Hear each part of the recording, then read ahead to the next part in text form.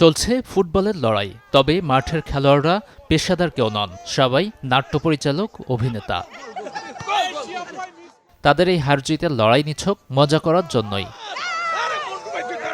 নাট্য পরিচালকদের সংগঠন ডিরেক্টরস গিল্ড ঢাকার অদূরে মুন্সিগঞ্জের একটি রিসোর্টে এভাবে দিনটিকে উদযাপন করেছেন নিজেদের মতো করে।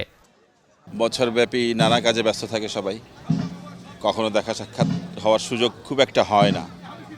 এই ডিরেক্টরস ডেতেই সবার সাথে সবার দেখার হয়। এটা যেমন সবাই বলে মিলন মেলা, তেমন এটা মিলন মেলাই। ডিরেক্টররা যেহেতু ক্রিয়েটিভ পারসন, তাদের ভিশন, তাদের মেধা সব কিছু মিলিয়ে এই ডিরেক্টরদের কল্যাণ বয়ে আনবে, এরকম কাজই আমাদের সংগঠন করবে বলে আমি বিশ্বাস করি। একজন পরিচালক হিসেবে আমি মনে করি আমার এই পেশাগত জীবনে একটা বড় পাওনা। তার উপর আয়োজনটি এত বৃহৎ এবং আনন্দঘন হয়েছে যে আমি সত্যিই আপ্লুত।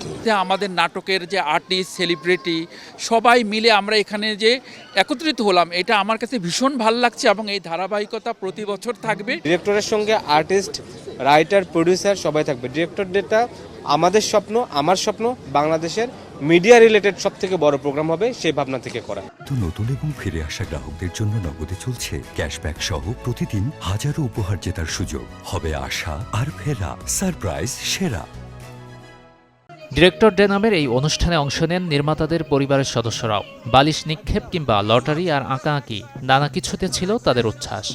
এই একটা দিন যদি পরবর্তী প্রজন্ম বা পরবর্তীতে যারাই আসবে তারা পালন করতে থাকে, তাহলে অ্যাটলিস্ট এইটুকু হবে যে ওরা বিলিভ করছে যে সংগঠনটা আছে এবং সংগঠনটার স্থায়িত্ব থেকে যাবে। সব পছন্দের মানুষগুলো, কাছের মানুষগুলো, নির্মাতাদের মিলন মেলা এটা একটা। তার মাঝখানে আমি শিল্পী হিসেবে আমন্ত্রিত হয়েছি, আমার কাছে খুবই ভালো লাগছে সবার সাথে আড্ডা দিয়ে। যেমনটা আমরা কথা দিয়েছিলাম যে অনেক গল্প হবে, আড্ডা হবে, গান বাজনা হবে, খেলাধুলা হবে, সবার সাথে ইন্টারাকশন হবে, একদম ওটাই হয়েছে। So yeah, we are happy. আমরা তো আসলে সিলেক্টিভ কিছু ডিরেক্টরের সাথে হয়তো কাজ করি, কিন্তু এই জায়গায় আসার পরে সব ডিরেক্টরদের সাথেই পরিচয় হয়েছে, দেখা হয়েছে, যাদের সাথে অনেক আগে দেখা হয়েছে, মাঝখানে ব্যস্ততার কারণে দেখা হয়নি। পিকনিক প্লাস এখানে টুর্নামেন্টের মতো হলো, ক্রিকেট খেলা হলো সারাদিন ব্যাপী, আরও অনেক প্রোগ্রামের আয়োজন ছিল অ্যাকচুয়ালি। তো আমরা সবাই অনেক এনজয় করতেছি।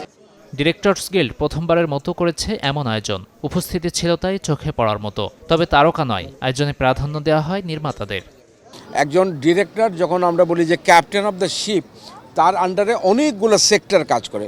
সমস্ত সেক্টরগুলোকে নিয়ে আমরা এরকম একটি ডে করবার পরিকল্পনা করেছি এবং যার স্লোগান হচ্ছে ইউনিটি, টুগেদারনেস অ্যান্ড হারমোনি। বাংলাদেশে বর্তমান যে প্রেক্ষাপট চলছে, অর্থনৈতিক এবং সামাজিক এবং রাজনৈতিক, সেখানে টুগেদারনেস অ্যান্ড ইউনিটি খুবই দরকারি একটা জিনিস। নির্মাতাদের মধ্যে সম্পর্ক উন্নয়ন, সহযোগিতা, দক্ষতা বৃদ্ধি আর কাজের মান উন্নয়নে এমন আয়োজন অদূর ভবিষ্যতে আরও করা হবে বলে জানান ডিরেক্টরস গিল্ডের সদস্যরা। গাজী আনিস, চ্যানেল 24, ঢাকা।